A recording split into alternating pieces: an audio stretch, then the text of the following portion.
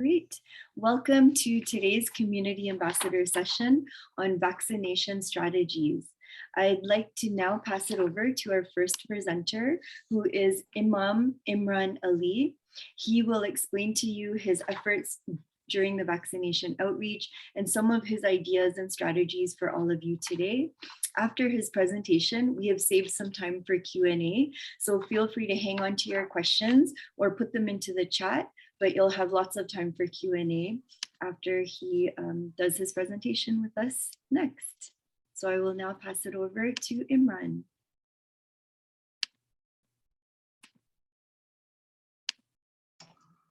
Thank you very much, Shahina. I'm doing this as a faith leader. Incidentally, I am an imam by profession, and that's a Muslim faith leader. However, I do interact and I do have colleagues of many faith beliefs. And so many of, or rather lots of what I'm going to talk about today represents the majority of faith leaders.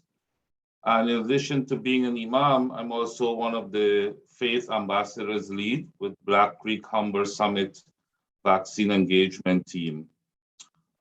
So my presentation this afternoon would talk about vaccination from a faith perspective. However, it will also be a chance to interact with community ambassadors so that you can get support from faith groups and you would be able to benefit from a partnership. So I'd like to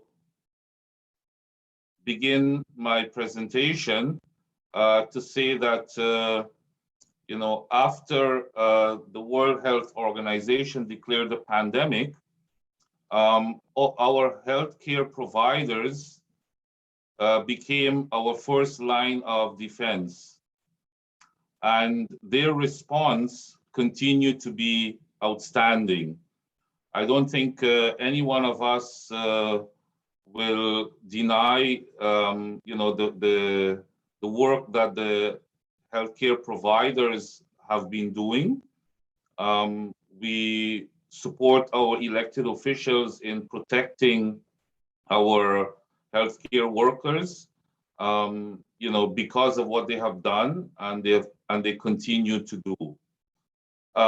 Having said that, I think, on a personal note, I immediately realized how important religious leaders' endorsements of the COVID-19 vaccine will be the next stage of efforts to contain and roll back the pandemic. So basically, when WHO declared the pandemic, as a person of faith, I connected with my creator. And then my next line was literally, oh boy. Because the first thing that came to mind was, how are we going to get out of this?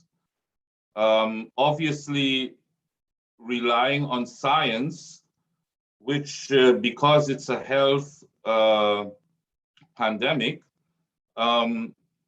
we can't do anything except getting help from science, medicine. And so, we all turn to our scientists and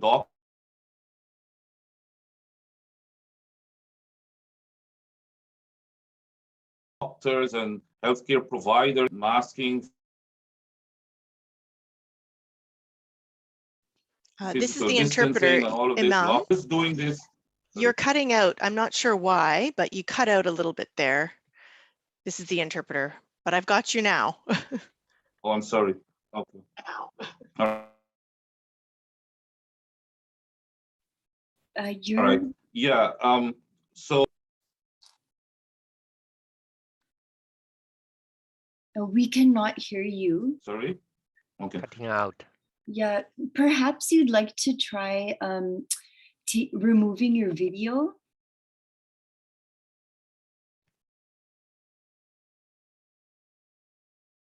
We cannot hear you. Your Is that helping? That's better. Yes. Oh, we've lost you Okay. again. So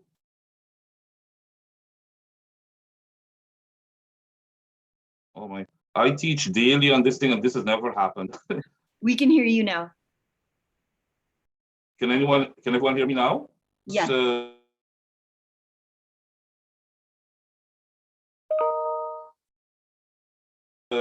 my first reaction. It's keep cutting out. Is this getting a problem? Yeah. Imran, can I make a suggestion? Perhaps you would like to exit and rejoin, and we could pass it over to Yes. Janet. Sure. Yeah, okay, great. That might help. Okay. Okay, thank you so much. So Janet, are you ready to present? Can I pass it over to you? Absolutely. Thank you so much. So if you can just give me one moment.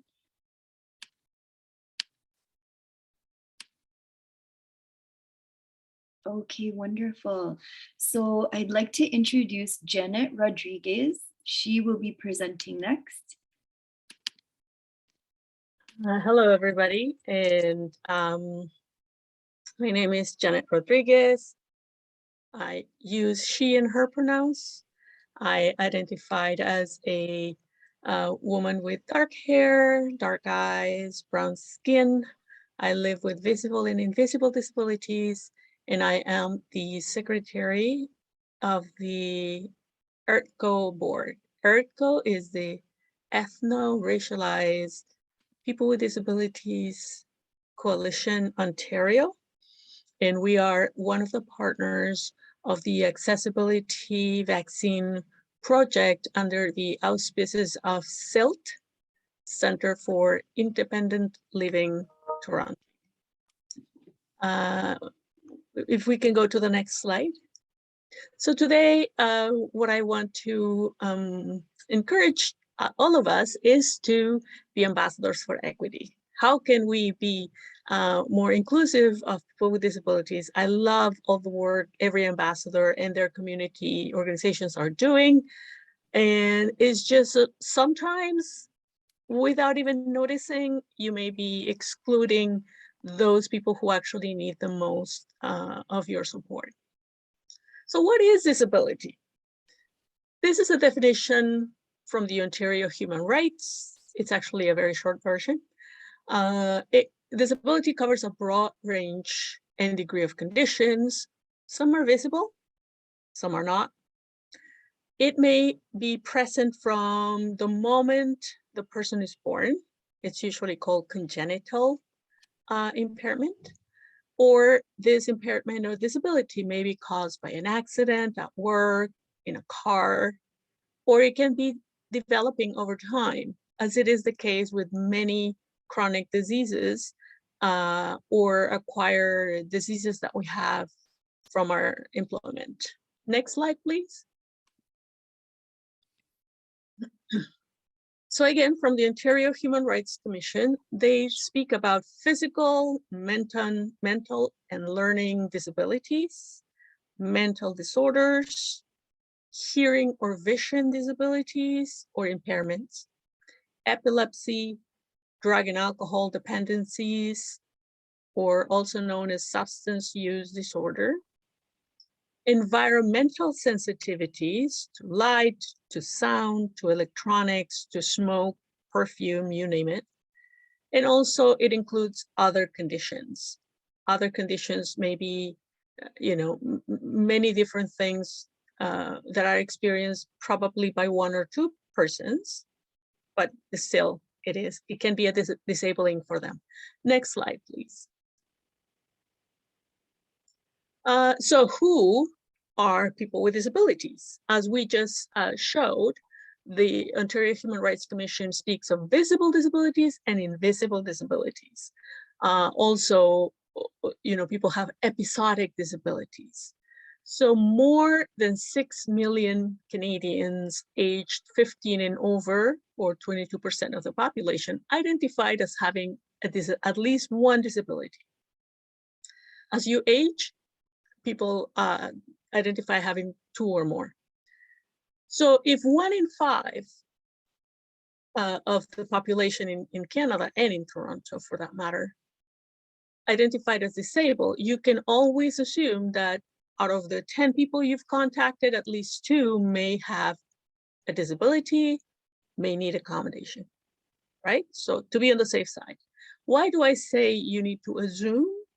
Is because not everybody's in a wheelchair, not everybody has a white cane, not everybody has, a device for communication. Sometimes we don't know that they may be having a stuttering problem, they may be having a trauma, they may be having just finished treatment for HIV/AIDS and be really weak, or maybe they have taken medication for their health condition that weakens them or puts them at risk. So a lot of things may happen to the person in front of you that you don't know. So persons with a disability account for 41% of the low-income population. Think about it. The rate of poverty, which has increased significantly more during COVID, it's alarming. But if you think that almost half of those who identified as poor also identified as disabled, that's really scary, because not only they have not access to many things and services or products, but also they cannot even buy it. Think of food. People say, oh, that's okay, I don't want to be contaminated with a virus, I just order in. But if you live in poverty, you don't have a credit card to pay for online groceries, right? So just think about how that intersection of being disabled and living in poverty may really affect how you're living, and what room do you have in your mind to think about the vaccine, to think about accessing the vaccine. And so we need to make it as smoothly and accessible as possible. Next slide, please. So let's talk about barriers to fully participating in all aspects of society. So I'm going to bring you from the big picture to the very small vaccine picture that we're talking about. So this is from the Accessibility for Ontarians with Disabilities Act. They identified at least the 6 points in the legislation. They say there's attitudinal barriers that speaks to your attitude. How do you treat people with disabilities? Policies or practices, organizational or systemic, architectural, physical, those are the most obvious. Everybody talks about stairs and ramps. There's also about information and communication, very relevant to what we do, and technology. Next slide, please. So, in many of the surveys that have been done all throughout the years in Ontario, at least, and I'm talking about from the 50s and 60s, when people with disabilities were surveyed, what is the biggest barrier?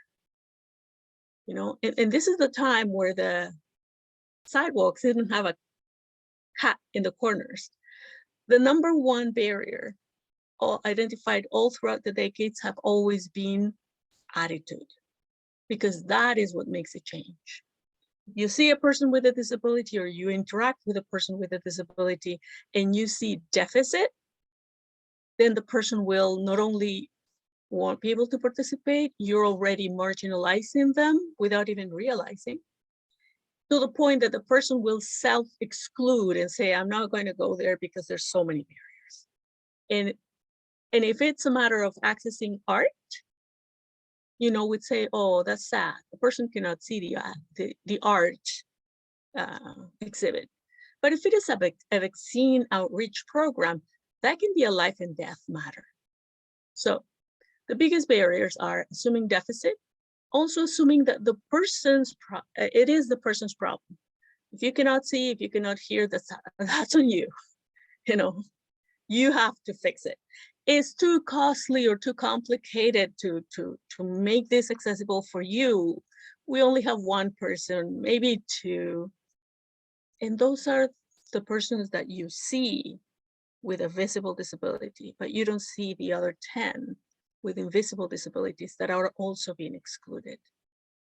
Also, the attitude of, it's not my problem. You know what? I'm going to send you over there. Somebody else can help you. Or you need special solutions. And I underlined special because really that's usually the mindset. We have this way of doing things, but for you, we need to do something extra special. When in fact, we know that when there's accommodations and accessibility for people with disabilities, everyone benefits. Just think of the automatic door opener. They were put for people with disabilities, but now during COVID, everybody was like, I'm not going to touch any surface, so I'm not going to touch the lever on the door. I'm just going to press the button with my elbow. Everybody benefited from it, right? And the last one, which is really something that the legislation and including the Human Rights Commission frowns upon, is, oh, you know what? You can be accommodated later. So the person's already at the vaccine clinic and we realize it's not accessible. You know what? You can come back to the next clinic. You can go somewhere else. And that is, first of all, unacceptable. It's against the law. You really need to make things inclusive. Next slide, please. So the biggest solution happens to be also attitude, right? If we see a person with a disability from a strengths-based framework, we can see, oh, this is the person that needs a vaccine. This person has a life, has a family, has things to do, fun to have. How can we support this person? So we don't see what's lacking. He can't hear, she can't see, he can't move. We need to see the ability, the capacity of the person. And we need to think it is my responsibility. Even if you cannot just snap your fingers and make it happen, it is your responsibility to at least address it, acknowledge it, bring it up to your supervisor, or improve your training or your program the next time around. So it is our responsibility, even if you don't have a disability. Inclusion is worth the investment.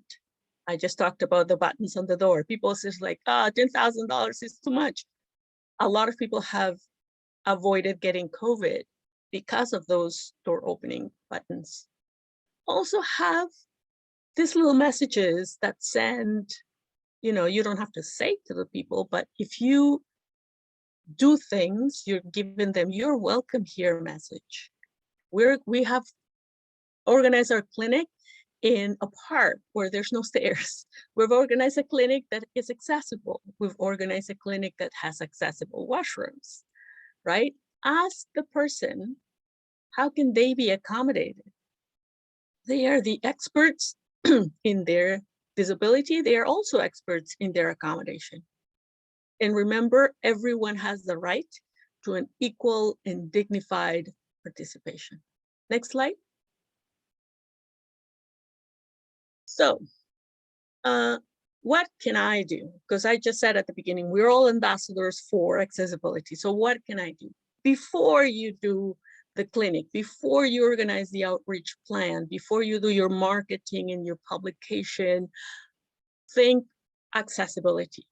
So I told you that there's legislation about communications. So think, how can I make my material, my advertising material accessible? And so if you're going to put posters, if you have invested in getting ASL interpreters for your clinic, for your event, then advertise it.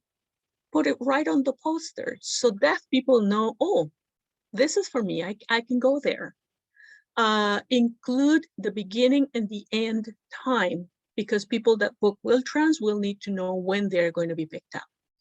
Also, if it is a digital poster, make it readable for people who use their computer readers.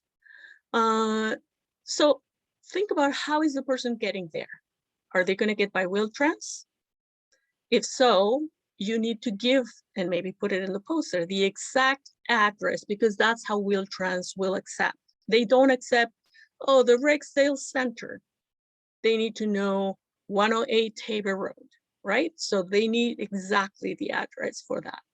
It's one extra line. Ask the person if they need any accommodation. Do they need ASL interpretation? Do they need a PSW? What is it that they need, rather than waiting for them to tell you? A lot of people feel uncomfortable because it feels like I'm always bothering, I'm always begging to be included, right? So if you have a budget for childcare, let them know. Many people with disabilities who have children, they will find it difficult enough to go to the vaccine, go through the process, hope they don't get any bad side effects. Who's taking care of the children at home, right? So also train your volunteers, because if you're working with volunteers, they have the heart to help, but they may not know what is the accessibility etiquette. You address and speak to the person, not their attendant. You don't just grab the wheelchair and push it without first asking the person, can I move you? Because we're kind of interrupting traffic. Can I move you to the side? Maybe they would want to wheel themselves. Also, make sure that if you offer a blind person to guide them, don't grab their hand and pull them around. Offer them your arm, your elbow, and tell them, we're going to go to the right, we're going to go to the left, we need to go 2 steps up, so they are prepared. During the vaccine program that you have, make sure that if you already have the attendants and the ASL interpreters and the volunteers, that they are visible enough for people to approach them. People who use service animals may be there for 1 hour or 2 plus the travel time. So it's nice to have a little water container for the dogs. It shows them we care about you and anything you need to participate. And also, in the case of people who need to travel and they may not necessarily have an impairment that require Wheel-Trans, let them know that you have vouchers for them to get to the vaccination place. And also make sure that there's a quiet space. There's people who have ADHD, get distracted, get very anxious. There's folks in the autism spectrum that they get antsy with a lot of noise and crowds. So make sure there's a quiet space that they can have the vaccine, right? Why do you need to, for example, have attendant care on the space? Right now we're having a winter time. A lot of people come with layers of clothing, and somebody needs to help them to take them out so they can actually have an exposed site for the vaccine. Next slide, please. So accessibility is everyone's responsibility. You can be the agent of change. You can identify, eliminate, and prevent barriers. You can train your staff and volunteers. And if you don't know, ask the person with a disability. They are the experts. Next slide, please. That's it. Any questions?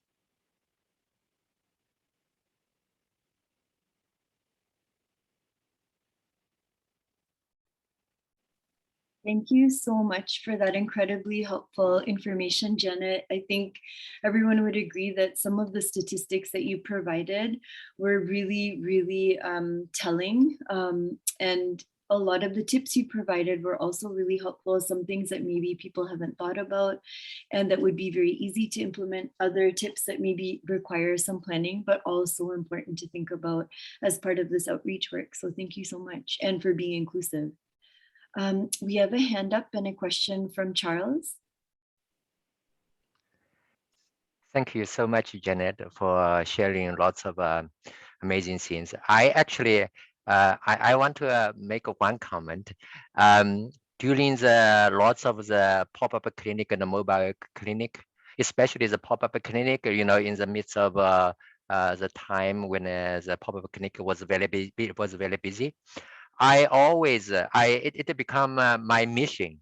I always try to identify people who has special needs to get the priority access, because I strongly believe what you said. And also remember, we also try to outreach to those people who has special difficulties and stuff like that. They come to the clinic. I said they already come to the clinic. We don't even have to go visit their home in order to get them vaccinated. It's just as a convenience for us to be able to get them a priority access, make them feel loved and cared for, and make it a statement. It's easier for you guys because we want to take care of you guys. And the particular clinic we are at the Sankara Park Community Hub, we do have a special elevator access and side access ways and stuff like that. So I identify people who's pregnant or who has a very young children, who are elderly, and who has problems walking around and stuff like that. I advocated for them many times during different meetings, stuff like that, because it's challenging, with so many people. But I said I want to make an effort, even if there's no official policies. And so I think that's really great what you share. As we are going to start the children's vaccination clinic, starting tomorrow citywide, and I think we want to make more effort as a community ambassadors to be able to help people as much as we can to allow them to get the convenient access they needed to be able to come, and allow them to feel welcomed, allow them to feel comfortable. And I think that's how we are going to increase our vaccination rate. Thank you very much, Janet, for sharing some of the things, because what you shared is more comprehensive than I can ever, share myself, because which is really great. Thank you very much. You're welcome. Thanks so much, Charles. Wow, it's pretty impressive to hear all of the strategies and just like your approach to just being inclusive to everyone and prioritizing. That's really impressive. And yeah, great job. Wow. Mm-hmm. Are there any other comments or questions for Janet? Any stories that any ambassadors that are here today want to share with everyone else? Maybe a story of frustration about something that happened that you weren't sure how to handle, or any questions for Janet? Can I add something? Sure. Hello, this is Mursal. I'm working with Afghan Women Organization as community lead ambassador. Thank you so much for the informative presentation. It was really nice and informative. Just one thing that I'm thinking that about the accessibility, language barrier is also one of the barrier for accessibility.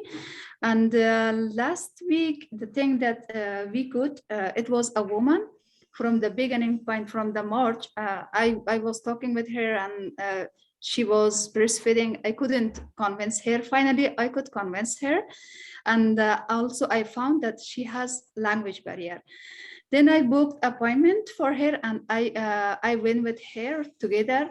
She got her first dose. Right now she's calling me, and we will book another appointment as well. As Charlie mentioned, this training also enrich our knowledge, and also we can be more successful in the field. Thank you so much. Thank you so much for sharing that with us, Marcel. That's a really good point. Language barriers is also an important part of accessibility and making sure that everyone's included. So thank you for sharing. We have a hand up from Kashmira. Hi, everyone. So I had like when I was helping to the pop-up clinic, and one lady came with her autistic son. He was over 30, and mother was handling, and she took her son to at least 5 to 6 clinic to get the vaccinated, and he was so anxious he doesn't want it to come in. So they was living into the same building, and when we went there, like she came there and son was running. So we went out there, make sure that we come down to the son, but he was not agreed to come in and take a vaccine. And mother says that, what am I going to do in the winter, stuck in a home with this son, because he doesn't want it to take it. So the doctor, nurse, all team came out of their area, and doctor gave him a vaccine on the lobby. And nurse and they took, the registration person came out and took the vaccine. The son, after second dose, he does not want it to stay there for at least some minutes, 15 minutes. So they went, we sent them home, and we was watching them by calling them 15 minutes. 5 minutes hardly they said, and the whole team worked to help this disabled person to take a vaccine. So it's like just the one, you go a little over that and help them, like 2 miles up or 2 steps up to help other one. I guess by now all ambassadors are really into it. That's what I wanted to share my experience. Yes, thank you so much for sharing your experience with us, Kashmira. Any last comments for Janet before we pass over the presentation opportunity to... Hi, Holly. Can I get in there for a minute? Yes, thank you. I'm so sorry my camera is off today. To be honest, I'm always on, but I'm just a little bit under the weather today. So I thought I just won't go on camera at the moment. But I wanted to share something that happened at our last clinic. And it was about one of our clients who she actually got 1 dose in Asia, she said, and of AstraZeneca. So when she came to the clinic last week, she wanted her second dose of Pfizer.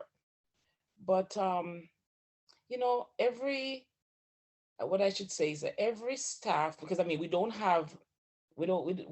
always get the same set of nurses that comes. You know, everybody's different, right? And we know that in life. And I'm not bad talking anybody, but I'm just saying it's like sometimes some people not always professional at what they do, you know, and it kind of rubbed me the wrong way a little bit because number one, the clinic hours that we set, they weren't really adhering to those clinic hours. Like we were supposed to go for 6:30. They start packing up at 6 o'clock.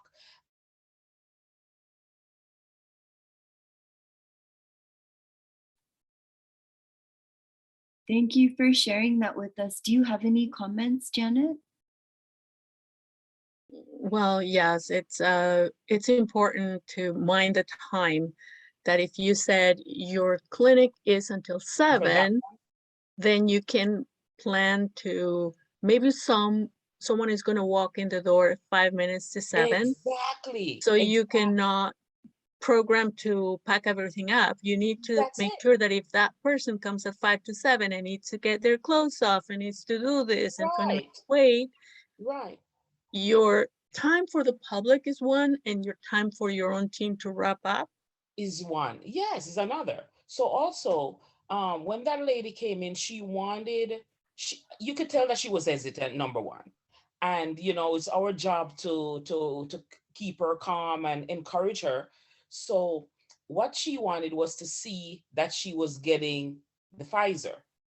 Because I guess some people are not as confident in AstraZeneca. So now that she was hearing all those stories of AstraZeneca having problems, she wanted to make sure by looking, like she said to her, can I see that I'm getting the Pfizer? And it was, oh boy, it was an attitude given there, you know. And I said to her, let her just see that, I mean, is it that a big deal? That's to let her see that's what she's getting is what she's really getting, you know? So it was a little bit challenging there too. And I thought, I mean, it's hard enough that people have hesitancy. And if that's just a minor thing for her to see, because if I say, I mean, I'm fully vaccinated, yes. So if I say, can I see the Moderna that I'm getting Moderna? I don't think it should be a problem. So tell me if that should be, if it's allowed or not, if for somebody to say they want to see what they're getting. Yes, very good example. Thank you for sharing that experience with us. In the interest of time, we have 2 last hands up that we'll be able to take. So would you like to go ahead, Malala?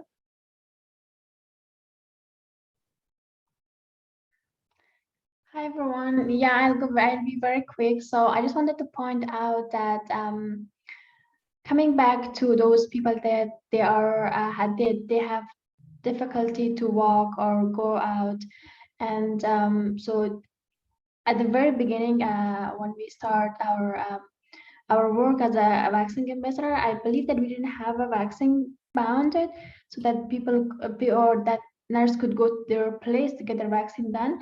But at that time, it was really hard. I experienced it. Like I know, like one lady that she was on wheelchair, but she was unvaccinated. So I had to walk and will transit. I had to go with her, and I saw that how hard and difficult it is if you haven't done such a work before. So you have to go with her, you have to hold her hands and take her to the vaccine and then bring her back. It is really difficult. So at this time that now we have vaccine bound, so the nurse can go their place. It's going to be very easier for both sides, for ambassadors ourselves and also for the person that they cannot go to the vaccine clinic, right? So I'm just like letting all ambassadors that at this point, like we don't have to but we don't have to go with them. So it's best for both sides that we can book over a nurse that can go to their place. Would you like to comment, Janet? That's really, it's worth it. I put in the comments before, trust is a great commodity to have during these times. So if you can demonstrate the person that you care, they will, know that they can trust you. And you don't do this for half of the population. These are the cases that actually need all of your love and attention and a little bit extra. But then that person will tell somebody, yes, do it, go ahead, they will help you. So you will have not only accomplished the vaccination task for that individual, but they will become an ambassador of the services that they have received from you. So it's great return on investment. Good point, Janet. Thank you, Malala. Before we pass it over to the last person with their hand up, there is a request in the chat for Janet to answer the last caller's question. Were you able to complete your answer for the last caller before Malala?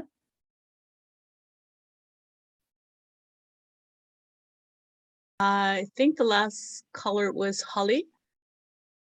Is that the question? Because I did answer.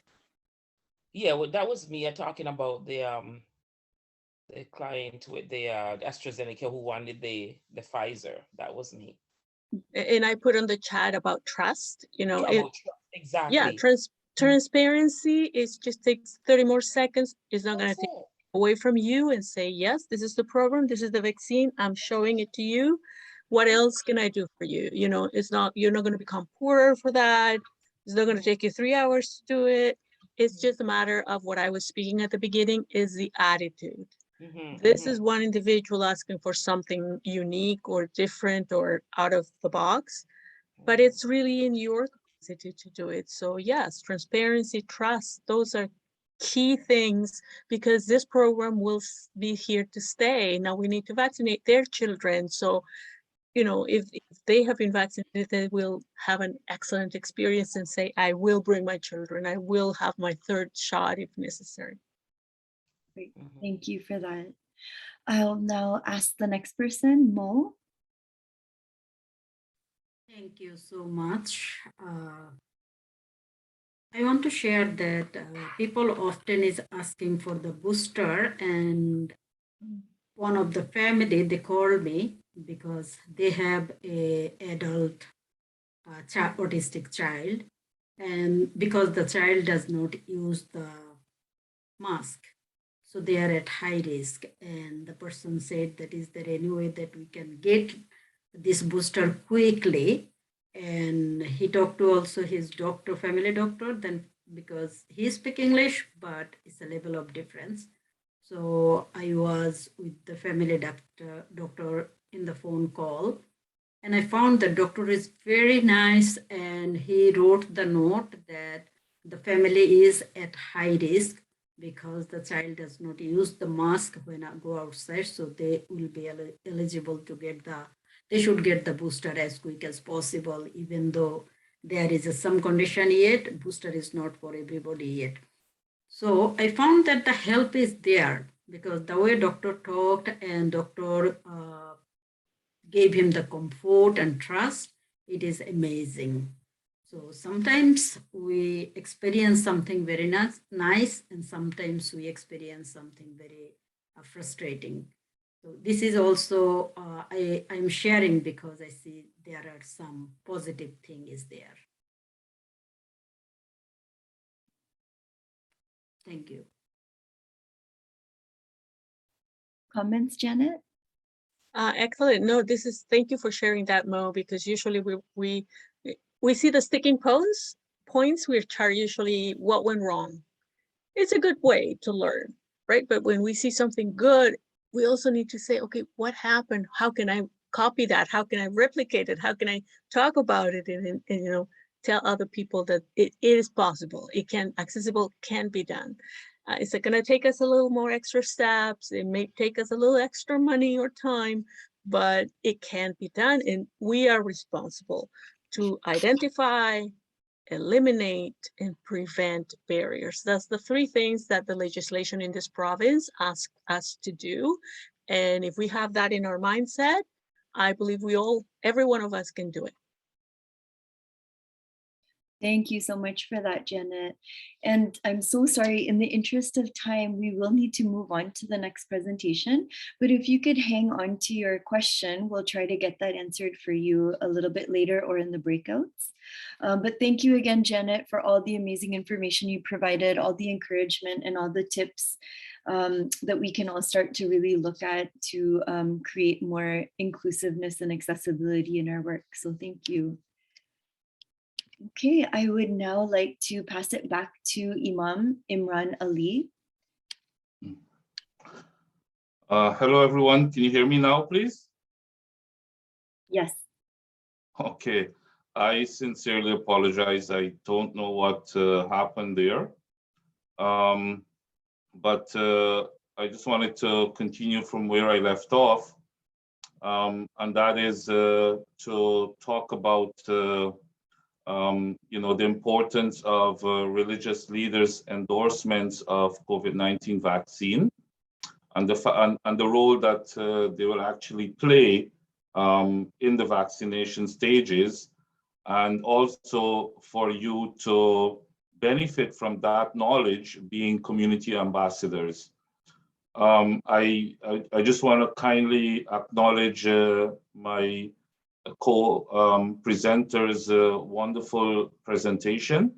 I was benefiting so much from it, especially, especially because I'm a parent of a child with special needs who, if we start talking, we will finish. So I did benefit a lot, and thank you very much, Janet, and for the team of Social Planning Toronto for putting this together. So in continuing with my session, the key role faith leaders and community ambassadors play in a global campaign to roll out COVID-19 vaccine has been tremendous. Immediately after, budgets were allocated in different areas to fight this pandemic, I started in the very beginning to highlight the role that faith leaders can play. However, it wasn't taken into consideration in the beginning, but now I've seen the faith leaders being involved. We still have one hurdle to climb, and that is hopefully to get to the decision-making table. But having said that, like I said earlier, I think whatever I'm going to say is a reflection of the majority of faith leaders.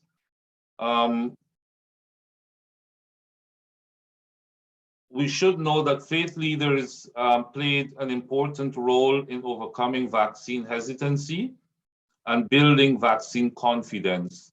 I think many of our community ambassadors, they are aware of this.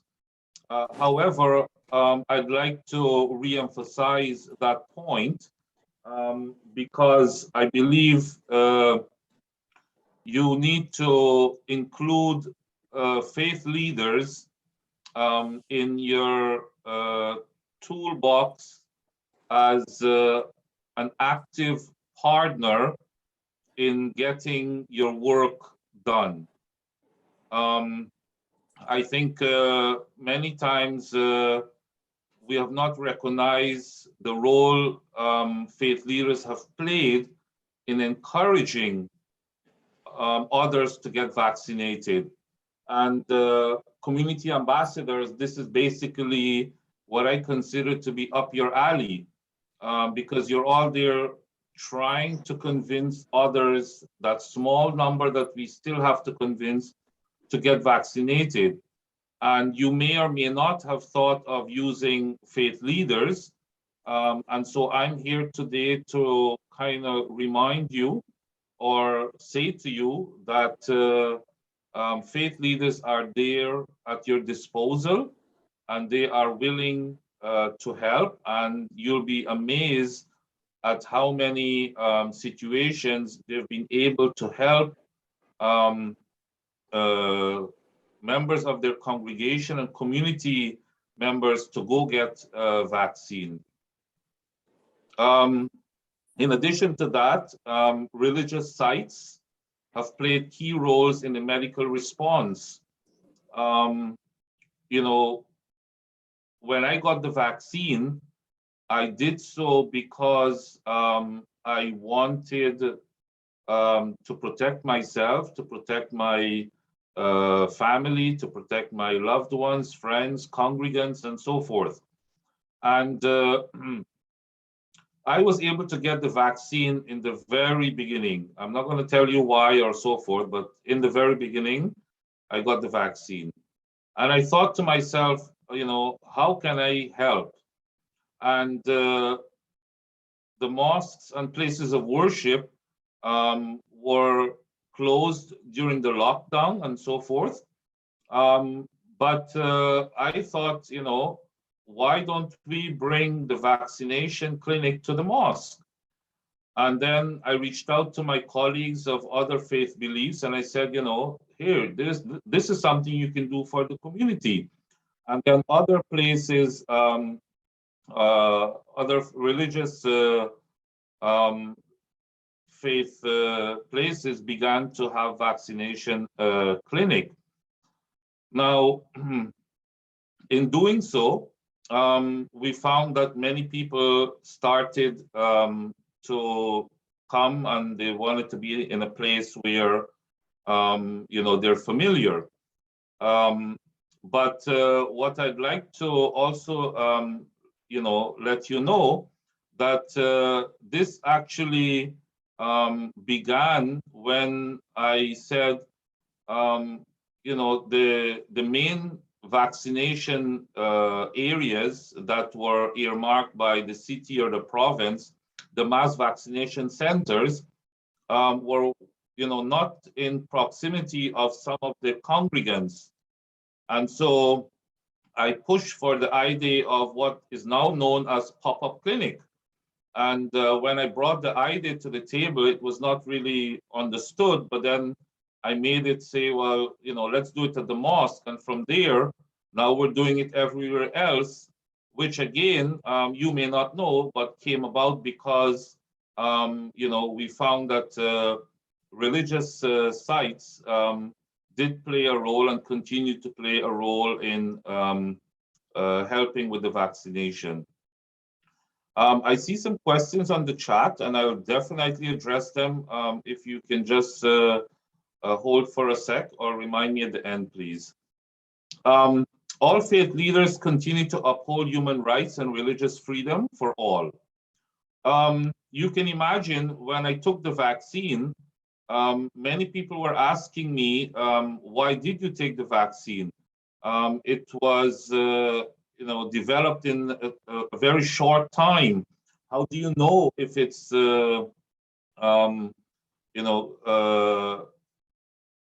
if it's allowed religiously to take the vaccine and so forth because of the ingredients?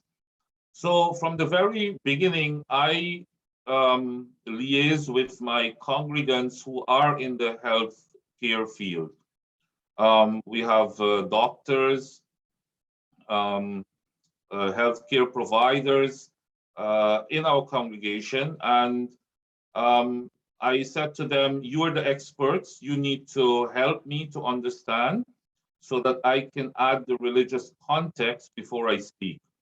And I have not until today met a congregant of mine who is in the healthcare field who objected to the vaccine. And they gave me evidence and proof and any other information that I required. What they didn't give me was YouTube, Google, and other areas that many of our local members or congregants will basically get information from. And how many of these clips circulate. I did not rely on that, and so I did take the vaccine, and I can proudly promote the vaccination because I believe that I have enough evidence religiously as well as from science to make that decision. So this is what I want to focus on in addition to what I said, and that is the Community Ambassadors Partnership with Faith Leaders. Both partners, Community Ambassador and Faith Leader, you have the same goal or the same goals and can benefit from a strong working partnership. I believe that we both want everyone to be vaccinated. Unfortunately, we sometimes work independently, and this is not advantageous for us. And so if we work together, then you can imagine what we can do. In addition to that, you can empower your faith leader as a partner to promote your activities.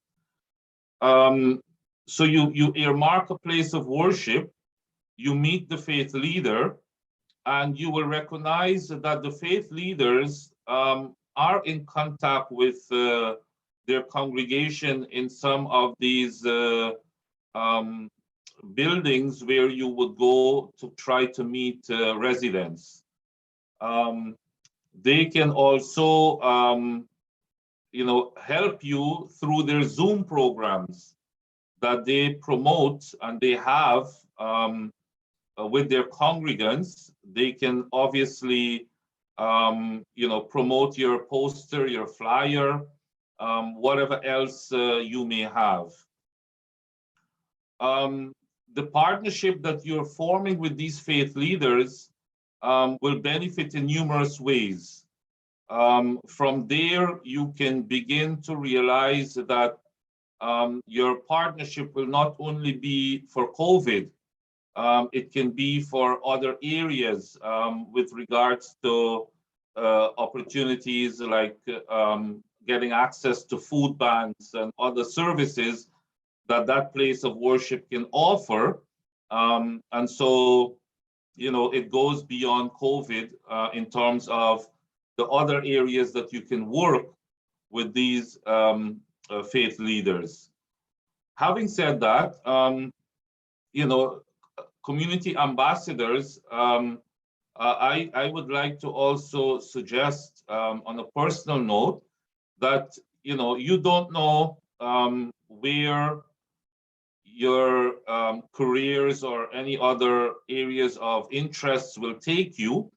But there's a great possibility if you build a relationship with a faith leader, that faith leader is basically one person in a group of faith leaders, whether it be from the same faith or an interfaith group. And so you can build your network in so many other ways for so many other reasons. So continue the great work you're doing, but also, you know, allow your passion to connect with the faith leaders to ensure that you're building a foundation for the future.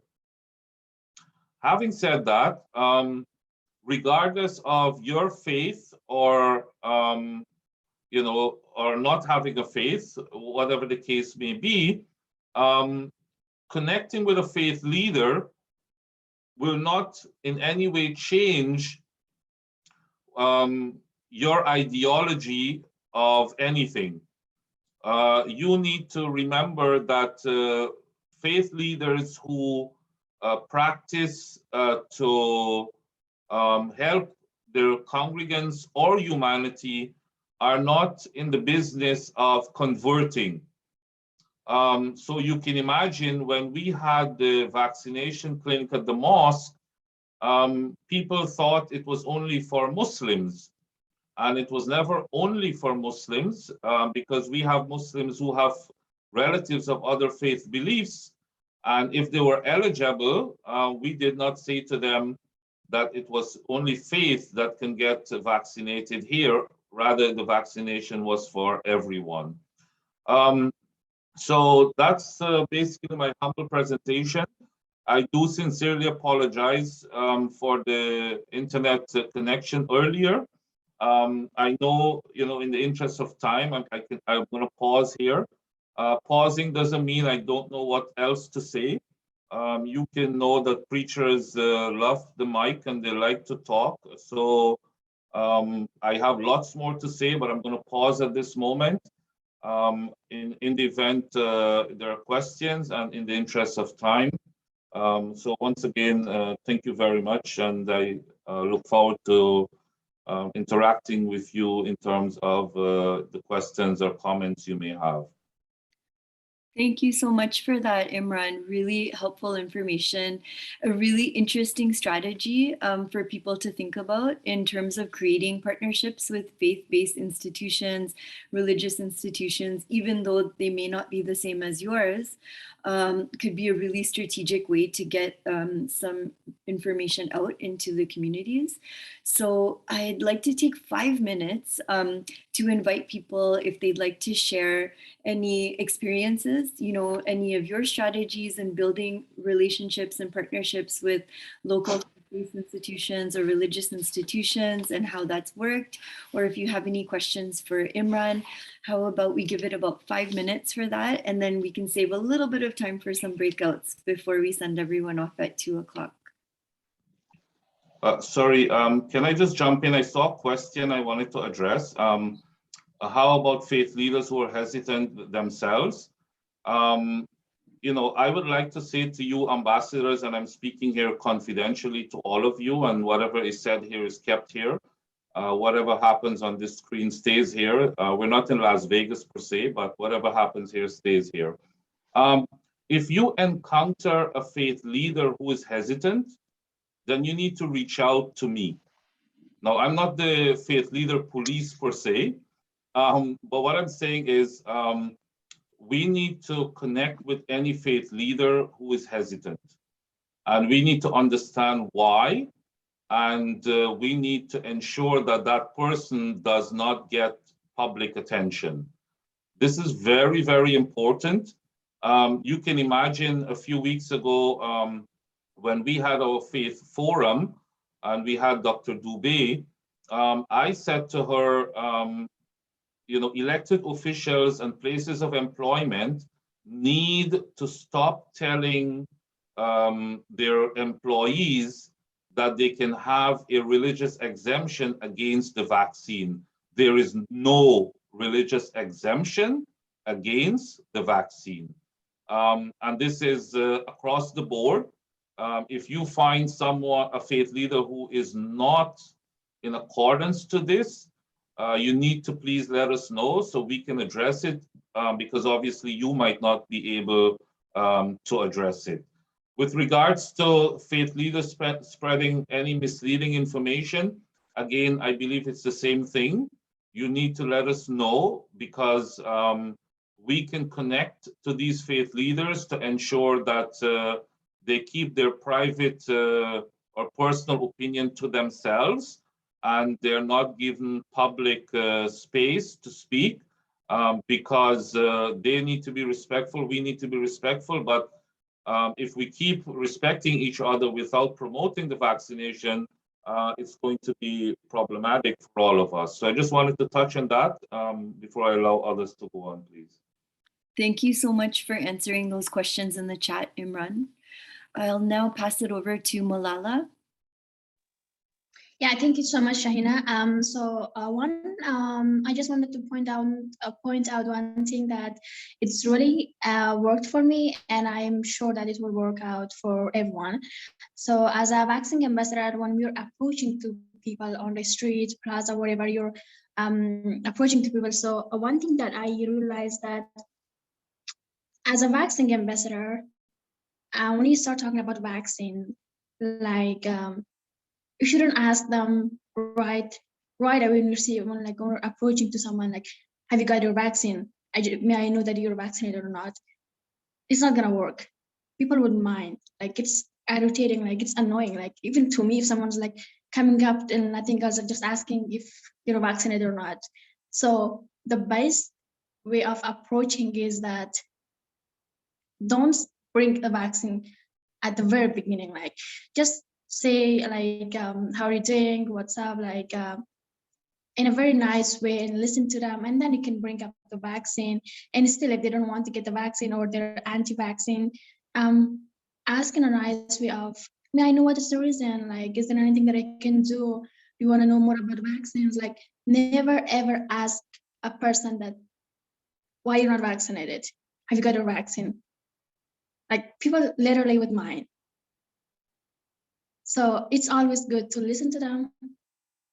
And even if they're not vaccinated, you don't have to convince them. You just have to know the reason, like why he or she is not vaccinated, and give them accurate information. And so you don't have to force them or make them like, why these guys are asking me to get the vaccine. Like our job is not to force someone to get the vaccine, right? So just always have to give them the right answer. If you don't know, that's totally fine. You can say like, okay, you can talk to your health provider, or if you want to know more about vaccine, you can go to this website, or my partner can help you out. But as far as I know that I'm like, I really don't know much about it, but if you want to really more about vaccines to get your vaccine, then I can help you out. I can refer you to someone else, but don't ever force someone to get their vaccine, like at any point. Thank you for sharing that, Malala. It's a really good point about not sort of putting that directly out into someone's face and causing them to feel uncomfortable. And that's not a good way to build trust with someone. So that's a really, really good point. Do you have comments to share about Malala's comment, Imran? Yeah, from a faith perspective, we've never had to reach out to anyone saying to them, you must take the vaccine, or even asking if they have the vaccine. Every Friday, for example, and then my colleagues on Sundays and some on Saturdays, we make announcements at places of worship, encouraging the vaccine and providing people on site, if there's any myth about the vaccination that someone would like to clarify. We, for example, at the mosque, we have frontline doctors who work at, Humber River Hospital in the Merge. They pray there and they make themselves available. Like other places of worship, they have congregants who make themselves available to help with questions or removing myths. And we have gone even so far as to provide transportation to places of worship or other places. Congregants provide help. To add to what Janet was saying in terms of helping anyone that may have that may need special assistance, we've gone that far.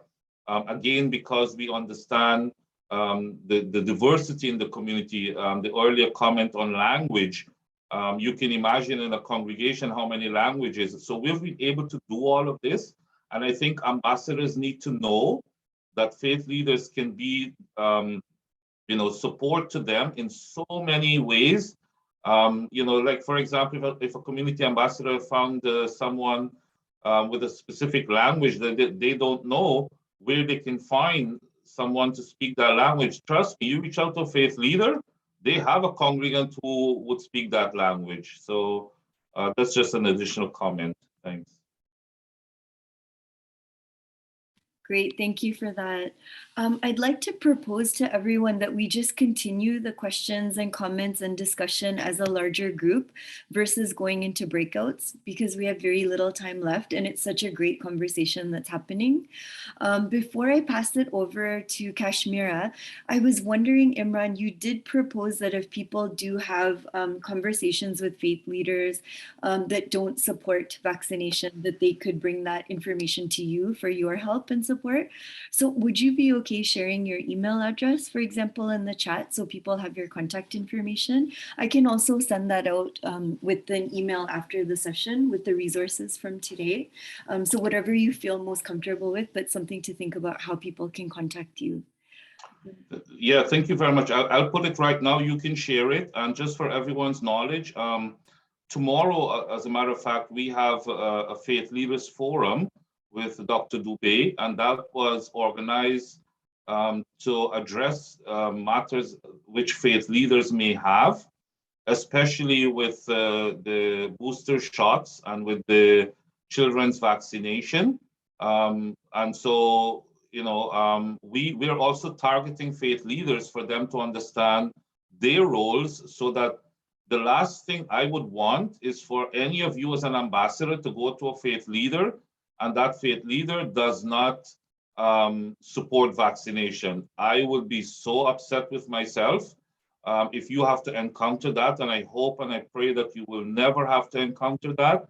And so I'm giving you the option of saying, if you do encounter that, please let us know. We have ways of connecting with them because we need to make your work easy. And I know the resources that these faith leaders have that they can help you and they can support you with, and you should have access to that whichever neighborhood you're working in, regardless of your faith and the place you are going to. If it differs from your faith, you should still get that support. Thank you. Thank you. That is very gracious of you to offer support to everyone here today. And also appreciate you sharing that there is that educational piece that's happening with faith leaders to just make sure that everyone's informed. So that's good to know as well. Kashmira, you had your hand up? Yes, I do. Thank you very much, Imran Ali. This is completely true that religious faith leader has a great impact on the community. And with that, like recently I did approach as a vaccine ambassador to 20 and more worship places, regardless faith. regardless religion. So everywhere I go, before I go, I do just visit their religious place, their worship place. I first go there and just attend their prayer, or their look at their place and find out what their beliefs, their body language, their dress up, what community they are belongs to, how they approach to each other, how they talk to each other, how they worship, what are their main concerns. A couple of time I go observe their community, learn their greeting words in their language, as I speak multiple language. I speak 5 different languages. So that's what I do. And then I go and introduce myself to that particular worship place. Like recently I went to the Sikh temple. So I learned their greeting word, it's a Sat Sri Akal. So when I went there, that is mandatory to cover the head. The wishing word is different. So that's the way I went there. I introduced myself and asked them to have a meeting with their trustee or the in charge of their temple. So that's where I did met them. I had a like sit down on a table with the ambassadors and ask them to have a permission on their specific days or celebration days to have a table about the information of the vaccine. If that is required, we can arrange the pop-up clinic at their mosque or their temple or church anywhere.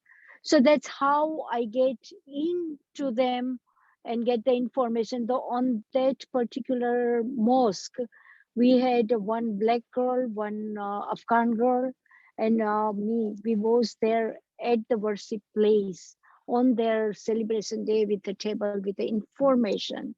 The same way we went to the another temple where they was worshiping the different way. So we asked them to go there, so learn their language, like they greet each other with Jai Sri Krishna. So we learned that that's how to do Jai Sri Krishna, how to welcome their people, talk to them, get the permission. So on that temple, on that day, we had a one Muslim girl with like completely hijab.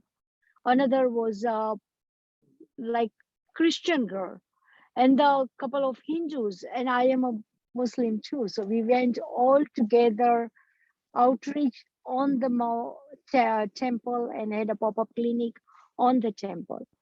Today we was approaching to the Christian, we had a church event pop-up clinic. So I guess to me, it's to build the relationship, just the once have a table instead of that we having a build the relationship with the temple or with the worship places, and ongoing relationship that can help the most to build the relation. And when I go and talk to them, instead of their religious leaders comes in front and talk to them, that is more powerful. Like one church, we went there and we had a pop-up clinic at the church parking lot. And then we went and giving out the flyers. It wasn't that effective. The next service, we went in and asked them to announce about the pop-up clinic. As soon as churches, their service is over, at least 3 of the member came and they took their vaccine. So as me or other people are going, more than that, if they announce, it's more effective to their community. So for that, they're building the relationship with the faith leaders, their properties, their places are very, very, very important. After finish the event, just send them the thank you notes, call them or email them. And that's how you open the door for the next event. That's what I did learn. And it's really to have building a relationship with the different faith people changed my completely way of looking at the life. And I guess I can say that I uplift my soul by doing these things. Thank you very much, Imran. It was very, very, very informative. Thanks, Shaina. Thank you, Kashmira. Do you have comments to share, Imran?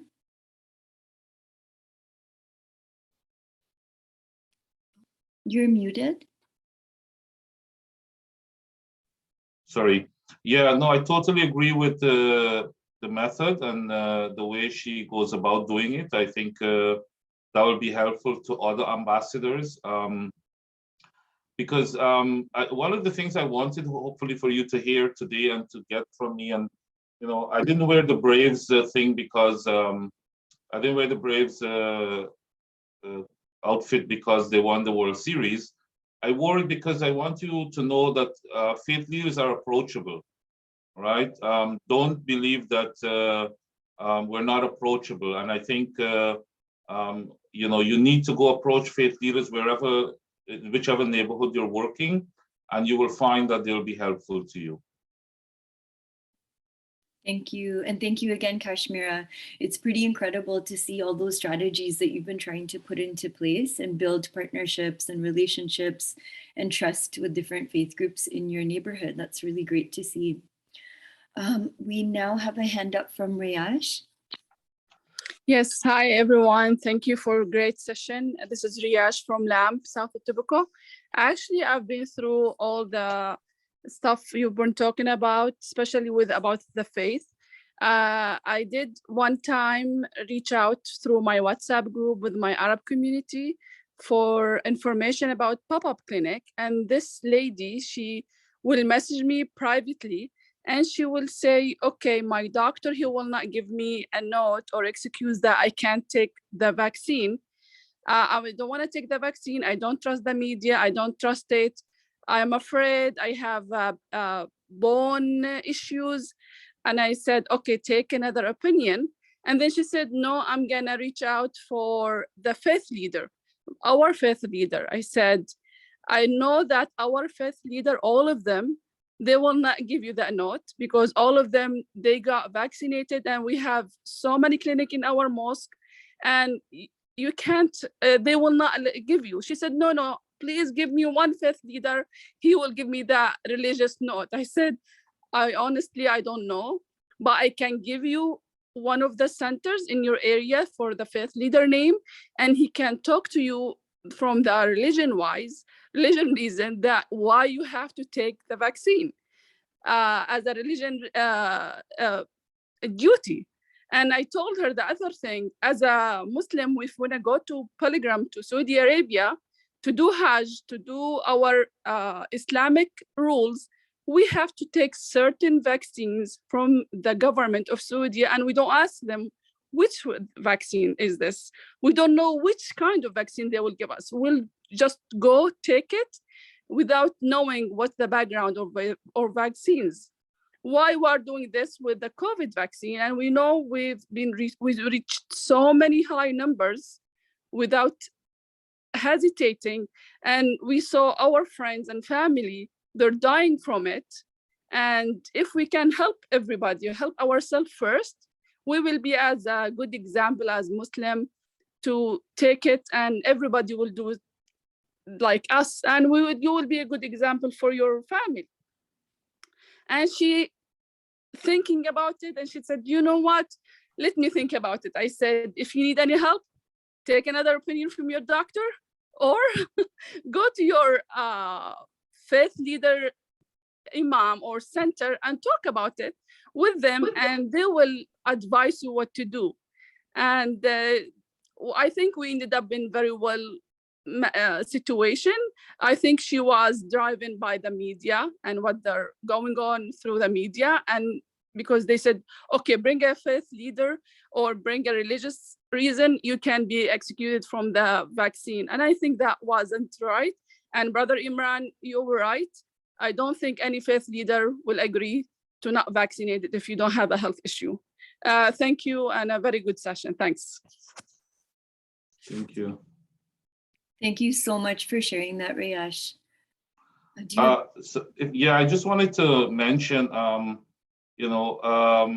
I have had many people come to me requesting religious exemption, and the sad part is they wanted to do it from a faith perspective, and they wanted to quote the religion to me. So you can imagine how that became in terms of their aggressiveness and so forth. And so I don't want any community ambassador to face anything like this. So when it comes to religion, do not try to answer religion because you are from a faith.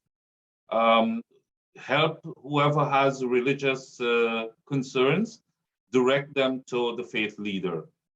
Because what I have gone through, I don't want any of you to have to do that, because they're quoting religion to me, so you can imagine. The other thing is, when I got the vaccine, I took it upon myself to make that information public. You know, as a faith leader, I know the camera adds 5 pounds, so I really don't like the camera. But I wanted that to be in the public so that people can see me getting the vaccine. And whenever I could, I took my family to get the vaccine. I allowed other people to see and know that I'm not preaching something and doing something else.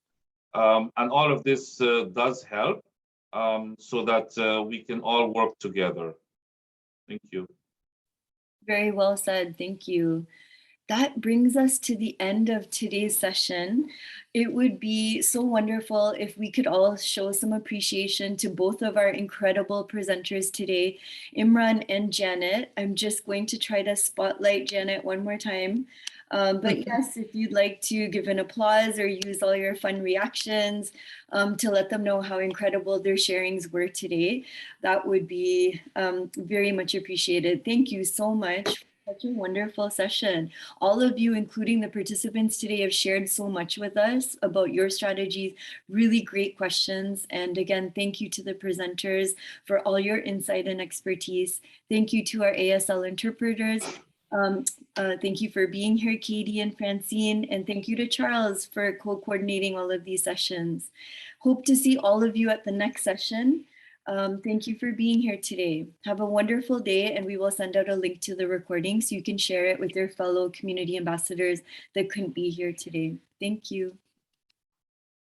Bye, everyone. Thank you. Thank you very much for everything. It's very informative. Thank you. Yeah, thank you. Thank you so much. Thank you. Thank you so much. Bye. Bye-bye. Thanks everyone for being here. Thank you, Janet, and thank you, Imran, Thank you, for the amazing work you guys did. And thank you, Shahina, as always. You're very amazing in making this session work. Thanks. Thank you. Thank you. Oh, Teresina has a hand up. Do you have a question, Teresina?